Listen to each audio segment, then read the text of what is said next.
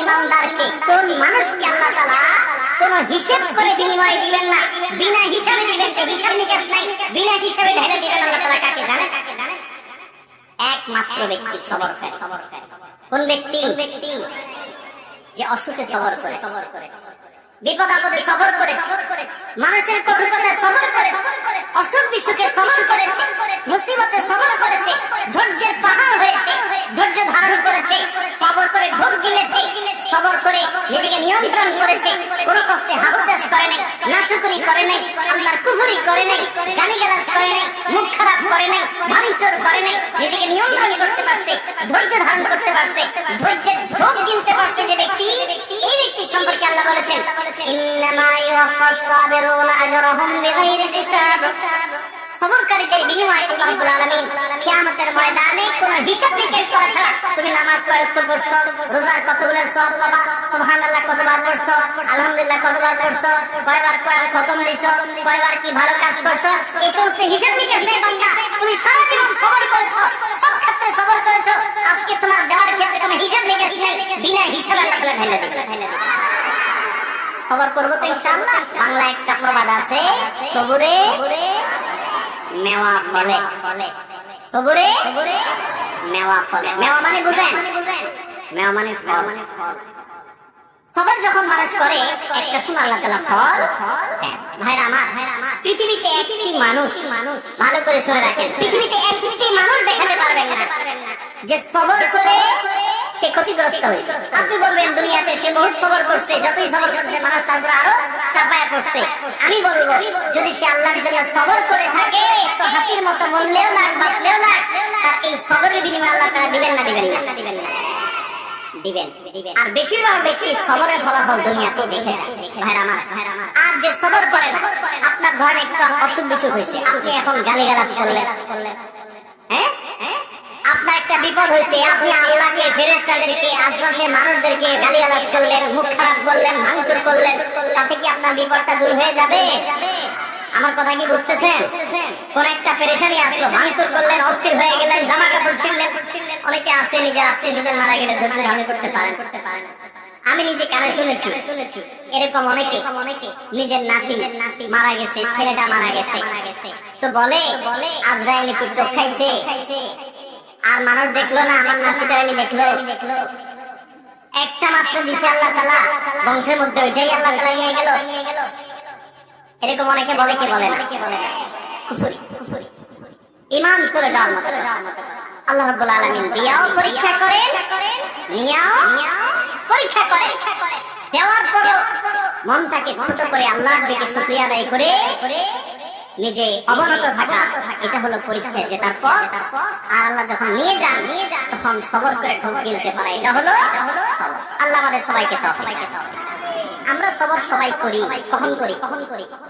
মনে করেন মসজিদ থেকে বাইরে দেখেন এটা নাই, মোবাইলটা বলে ওখানে দিয়া মসজিদের পিছনে এসে দেখেন মাত্র নামাজ পড়ে আসছেন, টিভিটা মাত্র খুলছেন, এখন দেখেন মোবাইলটা নাই, জুতাটা নাই। এবার চোরের মা, বাপ, 14 গোষ্ঠী, চাচা, চাচি, নানা, দাদা যা আছে একটা করে লিস্ট তালিকা দিয়ে গালিগালাজ করে টোরে যখন দেখছেন গালিগালাজ করে লাভ নাই, চোর তো নিয়ে পালাইছে। এবার আর যখন কিছু করার নাই, গালিগালাজ করে টোরে মাথা যখন ঠান্ডা হয়েছে, এবার বলতেছে যাক আল্লাহ ভরসা, সবর করি, আর কি করবো? আছে না নাই? সব গালিগালাজ দিয়া সাইরা এরপরে যখন দেখছেন গালিগালাজ দিলাম, লাভ তো হলো না, মোবাইল তো পাই নাই, বেটা পালাইছে। এবার আমরা শেষে বলি কি যাক কি আর করা, আল্লাহ ভরসা। আরে চোর মোবাইল নিতে আমার কপাল নিতে পারে নাই, থাক সবর করলাম। এটার নাম কি সবর? নবী করিম সাল্লাল্লাহু আলাইহি ওয়াসাল্লাম বলেছেন ইন্নামাস সাবরু ইনদা সাদমাতিল উলা। প্রথম ধাক্কা যখন আসবে, হঠাৎ করে শুনলেন বাপ মারা গেছেন, মা মারা গেছেন, ছেলেটা মারা গেছেন, অ্যাক্সিডেন্ট হয়েছে, বড় বিপদ হয়েছে, ওই সময় যদি নিজেকে ধরে রাখতে পারেন, হাত খিচে না আমার মধ্যে কোনো খারাপ হবে, আমার আল্লাহ আমার পরীক্ষা নিচ্ছেন, আমি সবর করব। যদি নিজেকে নিয়ন্ত্রণ করতে পারেন, এর নাম হলো সবর। গালিগালাজ করে সব শেষ করে এরপরে বললেন যা কি আর করা, সবর করলাম, এর নাম সবর না, এর নাম 2 নম্বরী। কথা কি বুঝতে পারছেন? অনেকেই আছে দেখে বাসায় গিয়া হয়তো কোন একটা জিনিস উল্টাপাল্টা দেখছে, আচার বিচার ভাঙচুর করে এরপরে একাকার করে যখন দেখছে মাথা ঠান্ডা হয়ে আসছে, এবার যাক যা হয়েছে যাক ভুলে যাও, আল্লাহ ভরসা, আল্লাহ ভরসা, সবর করলাম, কি আর করা, আছে না নাই? এই 2 নাম্বারের নাম সবর। আল্লাহ তাআলা আমাদের সবাইকে সবর করার তৌফিক দান করুন। সবরের ওয়াজ করা যত সোজা, সবর করা কিন্তু এত বসাই দিলে আপনিও বলতে পারবেন, কিন্তু ওই ঠেলায় যখন করবেন, বিপদে যখন করবেন, কঠিন পরিস্থিতির মুখে দাঁড়িয়ে বিপদের মধ্যেও হাসতে পারা, এটা খুব সহজ কথা না ভাই। শত শতবার কোরআন খতম দেওয়া সহজ, হাজার হাজার রাকাত নফল নামাজ পড়া সহজ, শত শতবার দিন নফল রোজা রাখা সহজ, হাজার হাজার লক্ষ লক্ষ কোটি কোটি টাকা দান করাও সহজ। মহা কঠিন সময় নিজেকে নিয়ন্ত্রণ করে সবর করতে পারা, এটা এত সহজ। ও আরশে আজিমের মালিক, আপনি আমাকে, আমার ভাই বোনদেরকে, আমাদের সবাইকে আল্লাহ আপনি সবর করার তৌফিক দান করেন। সবরকারীদের কাতারে শামিল করে দেন মালিক, ধৈর্যের পাহাড় হওয়ার তৌফিক দান করেন। আমি জীবনে কিছু সবরকারী মানুষ দেখেছি, কিছু মানুষ দেখেছি। আমেরিকাতে এক আল্লাহর বান্দী বাংলাদেশী এই কিছুদিন আগে মারা গেছে। ওনার অনেক কথা শুনেছি অন্যদের কাছ, এবং বিভিন্ন সময় বিভিন্ন ডোনেশন করতেন, বিভিন্ন বিষয়ে যোগাযোগ করতেন। এত বিপদ আপদের মধ্য দিয়ে একটা মানুষের জীবন পার হইতে পারে, যেটা কল্পনা করলেও আমরা কল্পনা আনতে পারবো না যে বিপদ আপদ কত ভাবে হতে পারে। শুরুতেই স্বামী অমানুষ তালাক দিয়ে দিয়েছে, এরপর সারাটা জীবন ভুগছেন ক্যান্সারের মতো রোগে, সেটাতেও পা কেটে ফেলে দিতে হয়েছে, এরপরে একটা একটা করে কয়েকটা অঙ্গ কেটে ফেলে দিতে হয়েছে বিছানার শয্যায়। এরপরও আল্লাহর বান্দার মুখে কখনো অভিযোগ ছিল না। তিনি বলতেন, আমার মালিক আমার উপর খুশি আছে কিনা, আমার টেনশন সেটা, হাত যাক, পাও যাক, মাথা যাক, শরীর যাক, জীবন যাক, এটা আমার ইস্যু না। যত কষ্ট হয় আপনারা আমার জন্য দোয়া করবেন, আমার জন্য সবর থাকবে। ঈর্ষা, আমি চিন্তা করলাম অনেক লম্বা লম্বা ওয়াজ তো করা অনেক সহজ, এই মহিলার মধ্যে এরকম সবরের পাহাড় হতে পারা তো কঠিন কাজ। আল্লাহর কত প্রিয় বান্দী হলে আল্লাহ তাকে এতটুকু তৌফিক দিয়েছে। কোরআনে কারিমে আল্লাহ রাব্বুল আলামিন আল্লাহর কাছে সবর চাওয়ার শিক্ষা পর্যন্ত আমাদেরকে দিয়েছে। আল্লাহ আমাদের সবাইকে সেরকম সবর করার তৌফিক দান। আমাদের সবরের অবস্থা কি জানেন? পত্রিকায় কয়দিন পর দেখি বিয়ে বাড়িতে চিংড়ি মাছের সাইজ ছোট, সেজন্য 3 জন নাই। শুনেন না আপনারা? হ্যাঁ, দই নিয়ে 1 জন মারা গেছে। আবার ওয়াজ করতেছি ব্রাহ্মণবাড়িয়ার মাটিতে দেশে। আপনারা মন খারাপ করেন না, ব্রাহ্মণবাড়িয়া না, এই ব্যাপারে গোটা বাংলাদেশের সব জায়গার মানুষই কম বেশি আমরা বেসবর। ঠিক না বেঠিক? ভাইরা আমার, কোন মুখে আল্লাহর কাছে জান্নাত দাবি করবো বলে? নবীদেরকে জীবন্ত করাত দিয়ে টুকরা করে ফেলা হয়েছে, আগুনে নিক্ষেপ করে ফেলে দেওয়া হয়েছে, একটা পর একটা ভয়াবহ পরীক্ষা নেওয়া হয়েছে। আল্লাহর নবী হওয়ার পর, আল্লাহর রাসূল হওয়ার পর তিলে তিলে আল্লাহ তাআলা পরীক্ষা নিয়েছেন, কষ্ট দিয়েছেন। শুধু তাদের নয়, নবী সাল্লাল্লাহু আলাইহি ওয়াসাল্লাম বলেছেন, ইন্নাল্লাহা ইযা আহাব্বা কওমান ইবতালাহুম, আল্লাহ যখন কোন জাতিকে, কোন সম্প্রদায়কে, কিছু মানুষকে যখন আল্লাহ বড় বেশি ভালোবাসেন, তখন আল্লাহ তাদের পরীক্ষা করেন, তাদের বিপদ দেন, মুসিবত দেন, একটার পর একটা মুসিবত দিতে থাকে, আল্লাহ পরীক্ষা করেন। আল্লাহ বান্দা ঈমানকে পরখ করেন।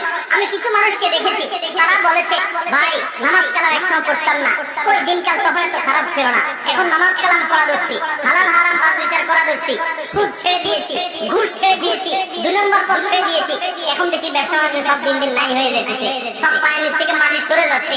আমি বললাম যে এটাই হলো আল্লাহর পরীক্ষা। আল্লাহর দিকে যখন আসে কেউ, আল্লাহর দিকে আগায়, সে কি আসলে আগাচ্ছে কিনা, সে কতটা পিওর, তার ভিতর থেকে সে অগ্রসর হয়েছে কিনা, আল্লাহ তাআলা ধাক্কা দিয়ে পরীক্ষা করে। ভাইরা আমার, চুলের থেকে নুন খসলে আমাদের হাত সামনে চলে আসে, ঠিক না বেঠিক? টোটা সামনে চলে আসে, আমরা হাতা গোছানো শুরু করে দেই। এগুলা কোন ঈমানদারের চরিত্র? নবী করিম সাল্লাল্লাহু আলাইহি ওয়াসাল্লাম বলেছেন, সাহাবীদের সাথে একবার যাচ্ছিলেন উনি কোথাও, তো এক জায়গায় জটলা পেকে গেছে, জটলা জটলা পাকা দেখে নবী সাল্লাল্লাহু আলাইহি ওয়াসাল্লাম জিজ্ঞাসা করলেন কি হচ্ছে এখানে? বললেন যে ইয়া রাসূলুল্লাহ এখানে কুস্তি চলতেছে, এক বীর মারাত্মক শক্তি তার সাথে কেউ পারতেছে না, যেই আসতেছে একটার পর একটা সবগুলোরে ক্যাচ করে ফেলা দিচ্ছে।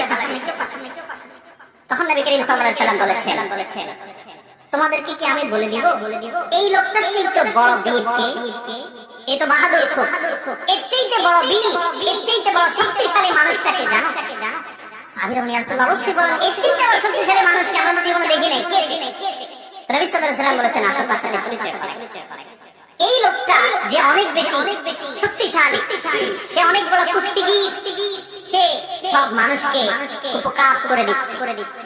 এর চাইতেও বেশি শক্তিশালী, এর চাইতেও বড় বীর, বড় বাহাদুর হলো সে যার মাথা যখন চরম রাগান্বিত হয়, মাথা যখন রক্ত যখন লাল হয়ে গরম হয়ে যায়, মাথা যখন তার হট হয়ে যায়, এই গরম হওয়ার পর রাগ ওঠার পর চরম রাগের মধ্যেও যে নিজেকে ধরে রাখতে পারে, কন্ট্রোল করতে পারে, দিলার মতো ছেড়ে দেয় না, যেখানে সেখানে যা তা করে পরে বেজ্জত হয় না, মুখ ছোট হয় না, নিজেকে যে নিয়ন্ত্রণ করতে পারে, এই লোকটা হলো এই কুস্তিগীর লোকদের চাইতে বড় বীর। ভাইরা আমার, অনেক লোক আছে দেখবেন রাগের সময় ডাইরেক্ট হয়ে যায়, আছে না? ডাইরেক্ট হওয়া বুঝেন কি মুখ দিয়ে যা আসে না ছেড়ে দিস, হাত দিয়ে যা আসে ভেঙে ছেড়ে দিস। এরপর জিজ্ঞেস করেন ভাই এটা কেন পাস করলেন? মাথা যখন ঠান্ডা হয় তখন যদি জিজ্ঞেস করে ভাই এটা কেন পাস করলেন, বাবার বয়সে লোকটা গায়ে হাত দিলেন, এভাবে মুখ খারাপ করলেন, আপনি শিক্ষিত মানুষ ভাই, এভাবে আপনি এই জিনিসটা ভাঙচুর করলেন, জিনিসটা কি ধরছিল ভাই? যখন জিজ্ঞেস করবেন তখন কি বলবে? আর এসব বলো না মাথা ঠিক আছে। মাথা ঠিক না থাকলে তার নাম কি? তার তো হসপিটালে থাকা উচিত। লজ্জাও হয় না যে সে আবার বলছে মাথা ঠিক আছে না, মাথা ঠিক আছে না মানে তুমি তো পাগল ছিলে, এটা বলেছিলে আমি মেন্টাল। ভাইরা আমার, এরকম মেন্টাল মানুষ আমাদের সমাজে ভরা, ঠিক না বেঠিক? সমাজে ভরা ডাইরেক্ট হয়ে যায় যে এটা তো ডায়রিয়ার রোগীর মতো। ডায়রিয়ার রোগীর যখন ডাইরেক্ট হয়ে যায় তখন বেচারা কন্ট্রোল নিজের প্রতি থাকে না, টয়লেট পর্যন্ত যাইতে পারে না, আগেই কাম সারা যায়, ঠিক না বেঠিক?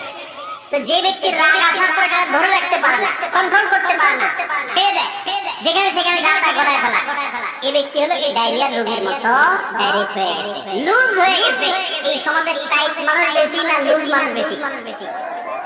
এখন কি টাইট হবেন না লুজ হবেন?